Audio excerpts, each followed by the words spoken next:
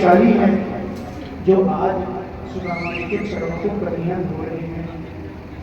कन्हैया से सुदामा जी संकोच कर रहे थे, सारी बात बताई। भगवान ने सुदामा जी के बगल में जो पोटली थी उसको चुरा लिया, उसमें से 2 मुट्ठी चावल भगवान श्री कृष्ण ने पा लिए और 2 ग्रास चावल लेकर कन्हैया ने सुदामा जी को सारे संसार का सुख, सारे ब्रह्मांड का सुख सुदामा जी को दे दिया। तीसरी मुट्ठी चावल जब खाने वाले थे तो रुक्मणी जी ने कन्हैया का हाथ पकड़ लिया और इशारों के संकेत में अनेक बातें हो गई।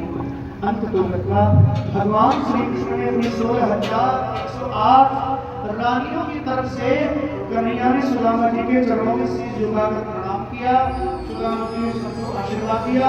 अगले दिन सुदामा द्वारिका से चले और जहाँ सुदामा जी की झोपड़ी थी वहां पर जैसे सुदामा जी पहुंचे तो सुदामा मंदिर देख गए। सुदामा जी ने बड़े-बड़े भवनों को देखा, बड़े-बड़े महलों को देखा। सुदामा जी सोचने लगे, बोले हो सकता है मुझसे गलती हो गई, मैं द्वारा घूमकर वही द्वारिका नगरी में आ गया, ऐसा सुदामा जी को लगा। तो सुदामा जी ने आवाज लगाई द्वार के पास जाकर, तो द्वारपाल आए, बोले आप कौन? बोले हम सुदामा हैं। बोले भैया यहाँ पर तो हमारी झोपड़ी में काम गई। तो सुदामा जी के द्वारपाल सुदामा जी से कहते हैं इस नगरी के राजा श्री सुदामा जी हैं। अच्छा, तो सुदामा जी ने सोचा कि एक नाम के 2 लोग भी होंगे तो कोई सुदामा नाम के दूसरे होंगे। कहाँ है वो आजकल? बोले द्वारिका गए हुए हैं। सुदामा जी ने सोचा द्वारिका तो मैं ही गया था, हो सकता है मेरे नाम का कोई दूसरा सुदामा हो तो द्वारिका में गया हो। अच्छा, ऐसा कर द्वारपाल हमें सुदामा जी के धर्म पत्नी का दर्शन करा। सुदामा जी ने सोचा यदि कन्हैया में कोई लीला भी होगी तो इस महल के अंदर मेरी सुशीला जरूर होगी।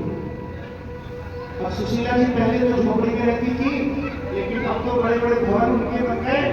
तो सुशीला के चारों तरफ 4-5 दासियां चलने की छत्र ऊपर होने लगा।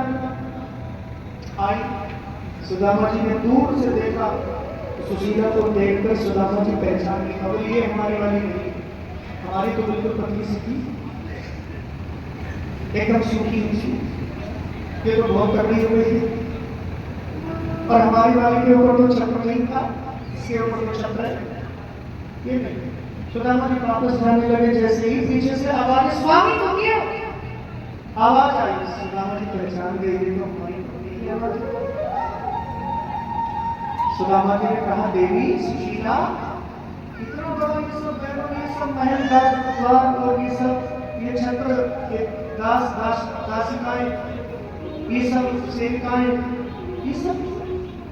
तो सुशीला ने कहा, बोले आप तो गए द्वारिका और द्वारिका से जब वापस आए मुझे भी मालूम नहीं हुआ ये सब कैसे हो गया।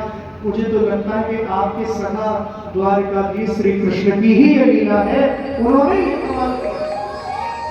वो जब लेता है तो बड़े भाव से लेता है, लेता है तो बड़े भाव से लेता है। सुदामा जी नाराज हो गए। सुदामा जी ने कहा, मेरे को तो झोपड़ी में जितना आनंद आता है ना, इस महल में नहीं है, तुम ही रहो इस महल में, मैं तो चला, मैं तो जाकर वन में